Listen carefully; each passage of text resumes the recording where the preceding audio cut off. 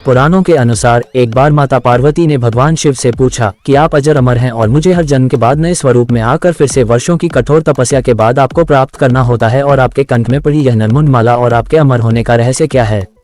तब भगवान शिव ने पार्वती से कहा कि इस मुंड की माला में जितने भी मुंड यानी सिर हैं वह सभी आपके हैं।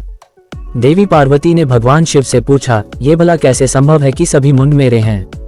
इस पर भगवान शिव बोले, ये सभी मुंड उन पूर्व जन्मों की निशानी है।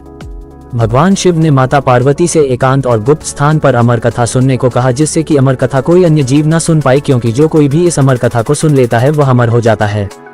बता दें कि पौराणिक मान्यताओं के अनुसार अमरनाथ की गुफा ही वह स्थान है जहां भगवान शिव ने माता पार्वती को अमर होने के गुप्त रहस्य बताए थे।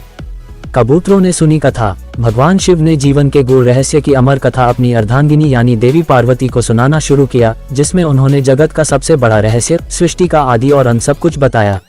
लेकिन कथा सुनते सुनते माता पार्वती को निंद्रा आ गई और वह सो गईं, जिसका भगवान शिव को जरा भी आभास नहीं हुआ। वे अमर होने की कथा सुनाते रहे, लेकिन गुफा में पहले से ही मौजूद दो सफेद कबूतर भगवान शिव से कथा सुन रहे थे और बीच बीच में हूं भी कर रहे थे। शिव जी को लग रहा था कि देवी पार्वती कथा सुन रही हैं और बीच बीच में हुंकार भर रही हैं। इस तरह से दोनों कबूतरों ने अमर होने की पूरी कथा सुन ली। कथा समाप्त होने के बाद भगवान शिव का ध्यान माता पार्वती की ओर गया तो उन्होंने देखा कि वे तो सो रही थी। भगवान शिव ने सोचा कि अगर पार्वती सो रही है तो इस कथा को सुन कौन रहा था। तभी उन्हें दोनों कबूतर दिखाई दिए। शिव जी उनका वध करना चाहते थे, क्योंकि उनके अमर हो जाने पर सृष्टि का संतुलन बिगड़ सकता था।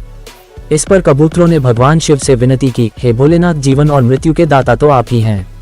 यदि आप हमें मार देंगे तो आपकी अमर कथा का महत्व नहीं रह जाएगा, आपकी कथा असत्य सिद्ध हो जाएगी। इस पर भगवान शिव ने कबूतरों को प्राणदान दे दिया और उन्हें आशीर्वाद दिया कि तुम सदैव इस स्थान पर शिव पार्वती के प्रतीक चिन्ह के रूप में निवास करोगे। मान्यता है कि यह कबूतर का जोड़ा तब से अमर हो गया कि इस तरह से यह गुफा अमरकथा की साक्षी हो गई और इसका नाम अमरनाथ गुफा पड़ा।